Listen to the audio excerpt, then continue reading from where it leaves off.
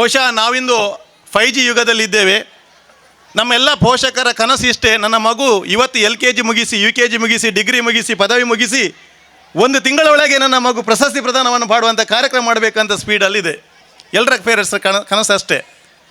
ಆದರೆ ಈ ಸ್ಪೀಡಿಗೆ ತಕ್ಕವಾಗಿ ನಮಗೆ ಒಂದು ವ್ಯವಸ್ಥಿತವಾದ ಶಿಕ್ಷಣ ಕಲ್ಪಿಸಬೇಕಾದಲ್ಲಿ ಈಗ ಪೋಷಕರು ತುಂಬ ಜಾಣರಾಗಿದ್ದಾರೆ. ನಾವು ಪ್ರತಿದಿನ ಟಿ ವಿಯಲ್ಲಿ, ಪೇಪರಲ್ಲಿ ಅಥವಾ ಈ ಮಾಧ್ಯಮದಲ್ಲಿ ನೋಡೋದು, ನನ್ನ ಮಗುವಿಗೆ ಯಾವ ಸ್ಕೂಲಲ್ಲಿ ಕಳಿಸಿದರೆ ಒಳ್ಳೆಯದು, ಯಾವ ಸ್ಕೂಲಲ್ಲಿ ಹಾಕಿದರೆ ನನ್ನ ಮಗು ನಾಡ್ದು ಜೀವನದಲ್ಲಿ ಉತ್ತಮ ರೀತಿಯ ಅಂಕ ಗಳಿಸ್ಬೋದು ಮತ್ತು ಸಾಧನೆಯನ್ನು ಮಾಡ್ಬೋದು. ಈ ಹಿನ್ನೆಲೆಯಲ್ಲಿ ಈ ದಿನ ಈ ಬೈಲೂರಿನ ಪರಿಸರದಲ್ಲಿ 4ರಿಂದ ಆರಂಭಿಸವಾಗಿ 97 ವಿದ್ಯಾರ್ಥಿಗಳನ್ನು ಪಡೆದುಕೊಂಡು ಈ ನಚಿಕೇತ ವಿದ್ಯಾಲಯ ನಡೀತಾ ಇದೆ.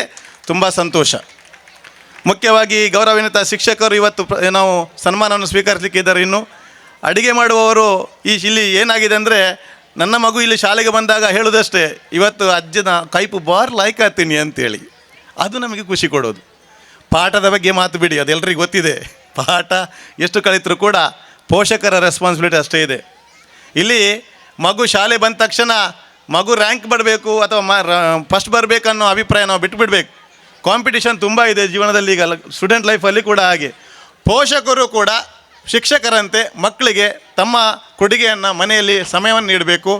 ಈಗ ಏನಾಗಿದೆ ಅಂದರೆ, ಮಕ್ಕಳಿಗೆ ಮೊಬೈಲ್ ಫ್ರೆಂಡ್ ಆಗಿದೆ. ಮೊಬೈಲೇ ಫ್ರೆಂಡ್, ಯಾರು ಬೇಡ, ಹೌದಾ? ಗೂಗಲ್ ಗುರು ಆಗಿದೆ. ಗೂಗಲೇ ನೋಡೋದು. What is the spelling of boy, what is spelling of girl, what is spelling of apple. Google ಗುರು ಆಗಿದೆ ಸರ್. ಇವತ್ತು ಮನೆಯವರು, ತಂದೆ ತಾಯಿ ಮಗುವಿಗೆ ಮೊಬೈಲ್ ಕಿತ್ಕೊಳ್ಳಿಕ್ಕೆ ಹೋದರೆ ವಿಲನ್ ಆಗಿದ್ದಾರೆ. ಇಂಥ ಸಮಾಜದಲ್ಲಿ ಇದ್ದೇವೆ. ಸೊ ಇಲ್ಲಿ ನಾವು ಏನು ಮಾಡಬೇಕು ಅಂತ ಹೇಳಿದರೆ, ನಮ್ಮ ಮಗುವಿಗೆ ಆದಷ್ಟು ಟಿ ವಿ, ಮೊಬೈಲ್ ಇದನ್ನು ಸ್ವಲ್ಪ ದೂರ ಇಡುವಂತೆ ನಾವು ಪ್ರಯತ್ನ ಮಾಡಬೇಕು. ಖಂಡಿತವಾಗಿ ಕೇಳುವುದಿಲ್ಲ, ಆದರೂ ನಾವು ಆದಷ್ಟು ಅದನ್ನು ವ್ಯವಸ್ಥೆ ಮಾಡ್ಕೋಬೇಕಂತೇಳಿ ವಿನಂತಿ. ಮುಖ್ಯವಾಗಿ ಶಾಲೆಯ ವಿಚಾರಗಳನ್ನು ನಾನಾಗ ಅವರು ಹೇಳಿದರು, ಇವರು ಸತೀಶ್ ಸರ್ ಹೇಳಿದರು, ಶಿಕ್ಷಣ ನಮ್ಮ ಜೀವನದ ದಿಕ್ಸೂಚಿ, ಶಿಕ್ಷಣ ನಮ್ಮ ಜೀವನದ ಒಂದು ಶಕ್ತಿ. ಶಿಕ್ಷಣ ಇದ್ದಲ್ಲಿ ನಮಗೆ ಖಂಡಿತವಾಗಿ ನಮ್ಮ ಎಲ್ಲಿ ಹೋದರೂ ಶಿಕ್ಷಣಕ್ಕೆ ಕೊಡುವಂಥ ಗೌರವ ಈ ದೇಶದಲ್ಲಿ ಎಲ್ಲಿಯೂ ಕೂಡ ಇಲ್ಲ.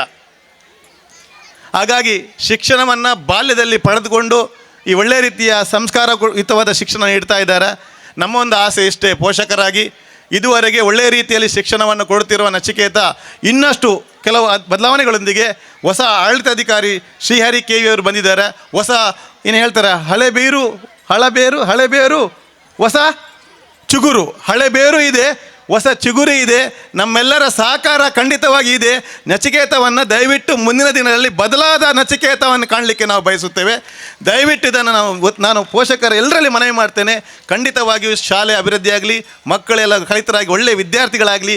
ಈ ಶಾಲೆ ಇವತ್ತು ಯಾವ ರೀತಿ ಈ ವಿದ್ಯಾರ್ಥಿಗಳನ್ನು ನೀವು ಇಲ್ಲಿ ಕೂರಿಸಿ ಸನ್ಮಾನ ಮಾಡಿದ್ದೀರಿ, ಪ್ರತಿಯೊಬ್ಬ ಪೋಷಕರು ದೃಢ ಮಾಡಬೇಕು. ನನ್ನ ಮಗು ಕೂಡ ಒಂದಲ್ಲ ಒಂದು ದಿವಸ ಒಂದು ವೇದಿಕೆಯಲ್ಲಿ ಶಿಕ್ಷಣ ರಂಗದಲ್ಲಿ ಸಾಧನೆ ಮಾಡಿ ಸನ್ಮಾನ ಪಡೆಯುವಂಥ ಅವಕಾಶವನ್ನು ಮಾಡಿಕೊಡಬೇಕು ನಚಿಕೇತ ಅಂತ ಹೇಳುತ್ತಾ, ಮುಖ್ಯವಾಗಿ ಕಾರ್ಯಕ್ರಮದ ನೀವು ಇನ್ವಿಟೇಷನ್ ನೋಡಿರ್ಬೋದು. ಇಲ್ಲಿ ಅತಿಥಿ ಗಣ್ಯರ ಪಟ್ಟಿ ನೋಡುವಾಗ ನಮಗೆ ಶಾಕ್ ಆಗ್ಬೋದು, ಒಬ್ಬರು ಇಲ್ಲ ಅಂತೇಳಿ. ಸಡನ್ ಬೆಂಗಳೂರಿನಲ್ಲಿ ಕಾರ್ಯಕ್ರಮ ಇದ್ದ ಕಾರಣ ಮಾನ್ಯ ಸುನೀಲ್ ಕುಮಾರ್ ಸರ್ ಅವರು ಸಂದೇಶಗಳು ಕಳಿಸಿದ್ದಾರೆ.